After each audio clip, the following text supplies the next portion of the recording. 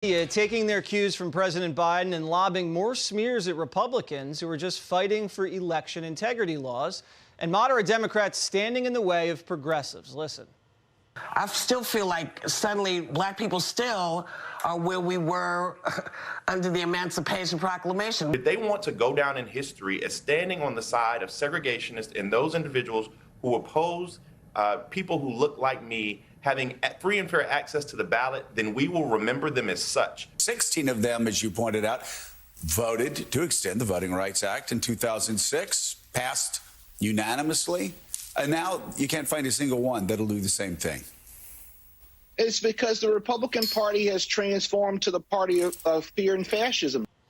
But Joe and the others conveniently forgot to mention the truth on who's really been palling around with segregationists. Then Senator Biden once bragged about being praised by George Wallace, who once called Biden a, quote, outstanding young politician. And Biden also once voted to restore Confederate leader Jefferson Davis's U.S. citizenship. Greg, so someone sent me an article that when I got moved to the 7 o'clock, CNN called me a flamethrower. Yes. I saw a lot of people throwing some flames at the top of that. I mean, Whoopi, the CNN guy, I mean, that's straight up nasty. We're now seeing a new phenomenon, and I've coined it. It's called on the sideism. If you don't agree with me, you're on the side of Hitler. If you oppose my tax increase, you're on the side with Charles Manson. If you don't put the toilet seat down, you're on the side of Stalin. That's all this is now. If you notice, this is the I guess the structure of the insult now. And I love how whatever Joe was demonizing was actually always his side. And it kind of proves that, like, if you're in politics long enough, you know, you will be on the side of every issue, including now the evil side, because apparently he's condemning the side that he was on as evil. Yeah.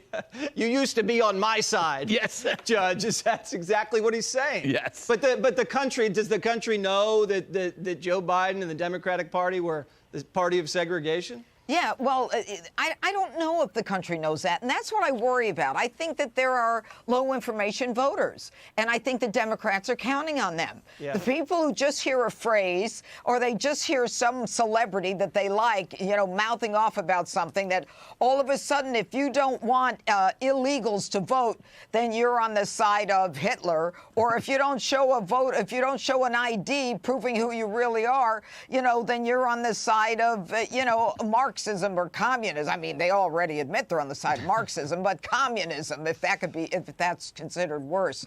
In the end, this is really about the low information voter. You've got smart people on the right, smart people on the left. The people on the left who are smart knows it's a bunch of hogwash. The people on the right knows it's an outright lie. All right. And then they rely on the people in the middle to get them into office. But in the end, I don't know that people remember that Joe Biden said, hey, this is great. George Wallace thinks I'm terrific. Or, you know, Strong Thurman, I gave a eulogy of him at his funeral. This is crazy. And you know what's worse? I don't think Joe Biden remembers doing that, because I don't think he remembers yesterday. Is this a cable news situation, Geraldo? The president goes and calls Republicans segregationists, and then the very next day, all the people on the left on cable call the Republicans segregationists. Is this what we're watching? Yeah, I think it's part of that. It is the echo chamber. I think that's right. You know, I've known Whoopi Goldberg for decades, but I have to say that her position on this is absolutely baloney. This is an insult to the memory of the Crusaders. There's nothing to do with the Emancipation Proclamation of 1863, when there was still slavery in this country. What this is about is unregulated mail-in voting, which was a function of the COVID crisis, and the voter ID.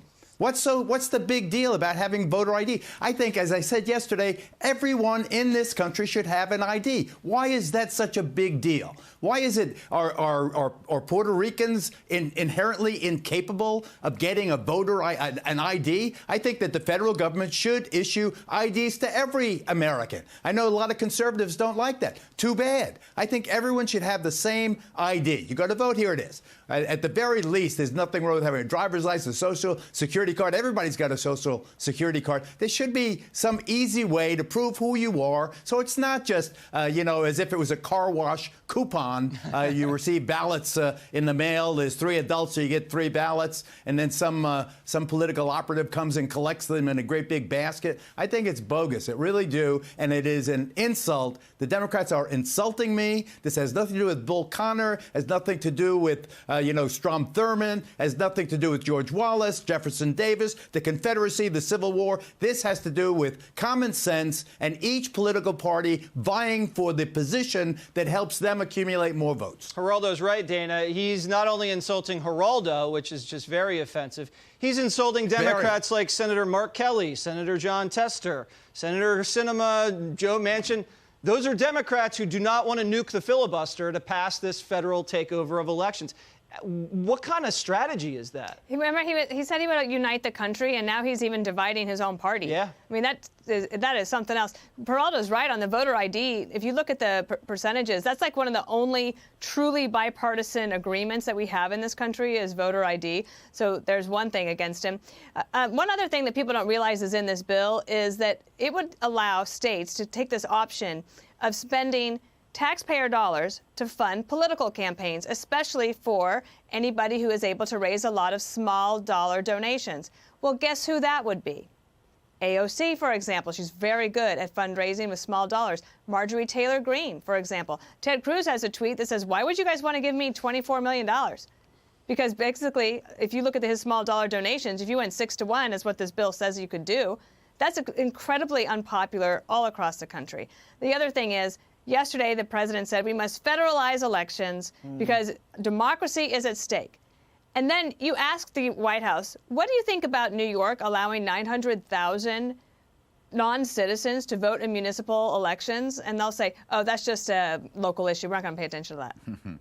That doesn't make sense. So the RNC, the Republican National Committee, has sued in New York on that very issue. And also, this sort of went by me, in Vermont, they passed the same thing. The RNC is suing there, and it's likely that because, especially in New York, in our Constitution, it says you must be a citizen to vote, the RNC is likely to win on that. Wow. Something got by you, Dana? Yeah. Shocking. Don't let it happen again. We can't afford it.